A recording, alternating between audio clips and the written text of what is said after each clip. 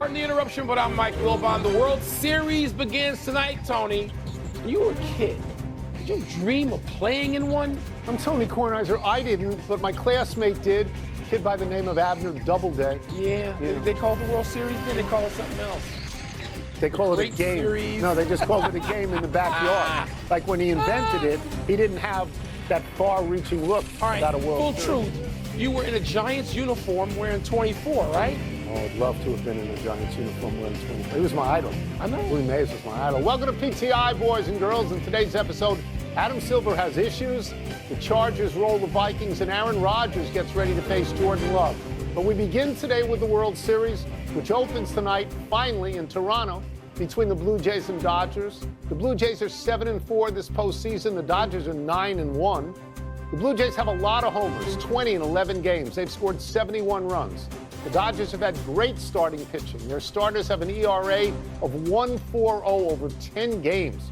Wilbon, do you expect the Dodgers' starting pitching dominance to continue against the Blue Jays' hot hitting? No. It has nothing to do, or little to do, with the Blue Jays' hot hitting. It has to do with just the nature of baseball. And stuff changes, particularly when you get, which you should never get in baseball, 6 days off. I agree 100%. What the Dodgers have had. I agree. And you and I have been fascinated. We've talked about starting pitching all month. That's right. It's great for us, you know, like a flashback to a place in our lives where starting pitching meant everything in October. It still means a lot because we've seen the Dodgers just dominate with great starting pitching. Do I expect after 6 days down that the Dodgers are going to roll even those same four guys out there and just mow down Toronto? Not necessarily. Tony, I think they'll be good. I think we'll get some 4-3 sort of games. Do I think the Dodgers are going to come out and just handcuff Toronto with Bichette back in the lineup too? No, I Do you like the Dodgers to win the series? Yes, I do. Okay. All right. So we're going to be agreed on all of these things. My feeling about this is very similar to your feeling about this. The Dodgers pitching has been phenomenal. Starting pitching has been phenomenal. There's no other word for it. Their opposition batting average is 132. That's unbelievable. But yes, this is a long layoff. What I worry about, baseball is an everyday sport. Yep. When you take this much time off, then you worry about rust instead of rest.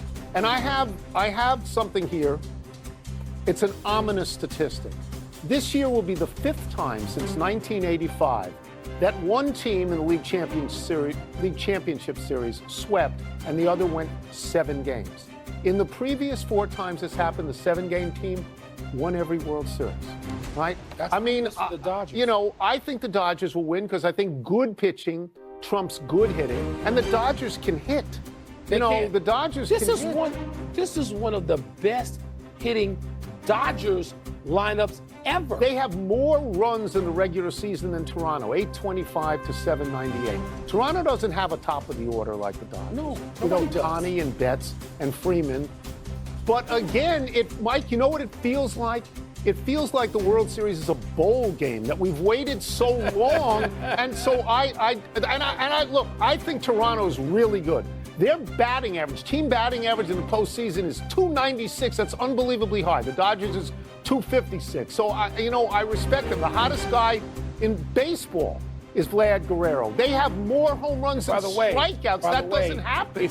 If Toronto can get to the Dodger bullpen, then they're in good shape. With Guerrero, they're in good shape. Springer, and Bichette back in the lineup, there's another small thing. Can hold up. Toronto won more games in the regular season, so they have home field. They have a maximum of 4 games there. They're 54-27 at home. So, and yet I will be surprised if the Dodgers lose. I will. Surprised. Yeah. And by the way, if Snell goes out there tonight and gives up 3 hits in 7 innings, it's on. Yeah. Right? Then you keep that momentum. Right. You feel pretty good. That's right. The next night, let's move to the National Football League and the Chargers beat down of the Vikings. The Chargers offense came alive with the return of all-pro tackle Joe Alt. And the defense sacked Carson Wentz 5 times.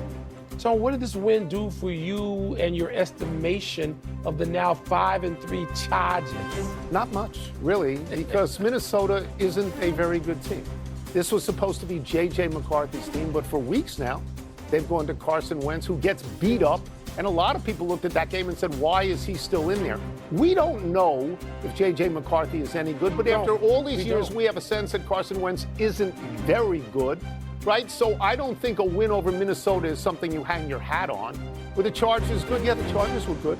Justin Herbert, some stats against pressure, 13 of 15, 162 yards, 2 touchdowns. He also threw an interception. He has 7, which is sort of a lot of interceptions for a Pro Bowl quarterback. And I was talking to Jason Lockton-Ford today, and he was talking about Joe Alt's presence and what that meant.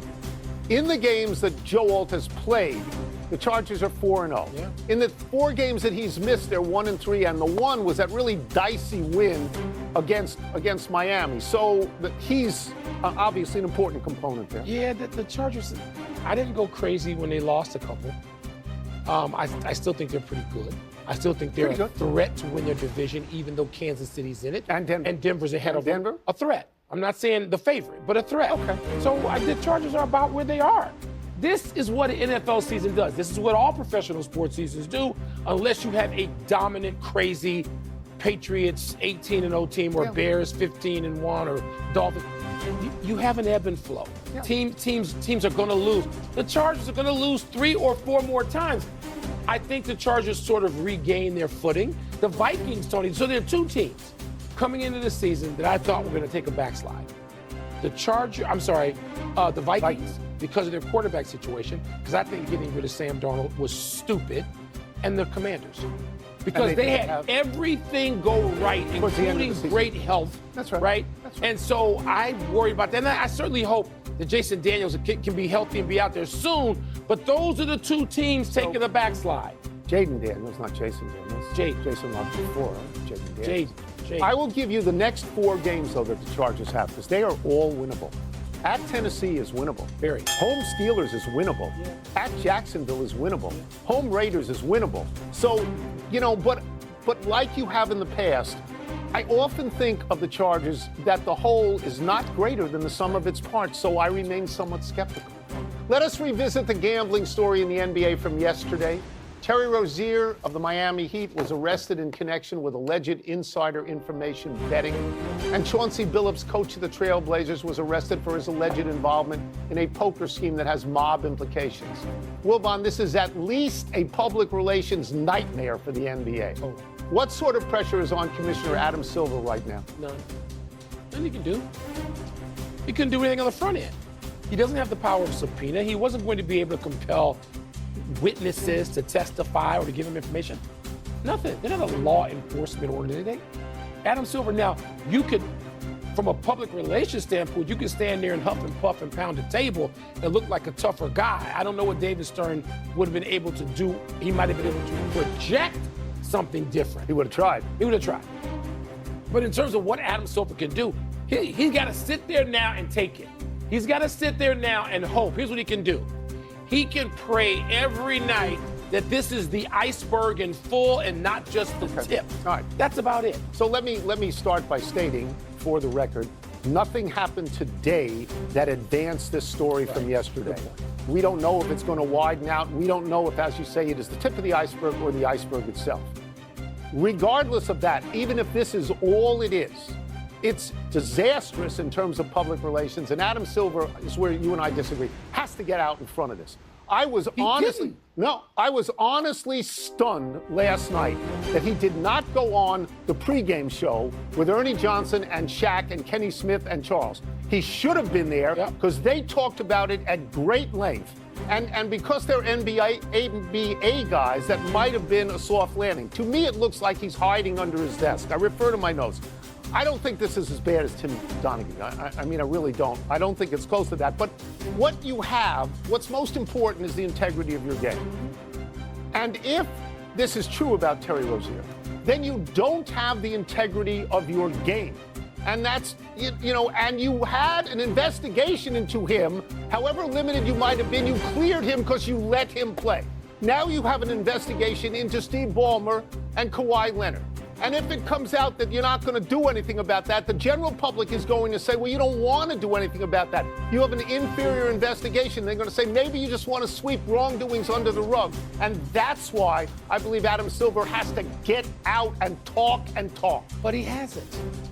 And you know what they're going to do tonight? They're going to play the damn games. And he's not going to say a word. I don't think so. You say he has to get out front. I think he has to. And he's not going to. And, Tony, Here's the shame of it. He was in front on this.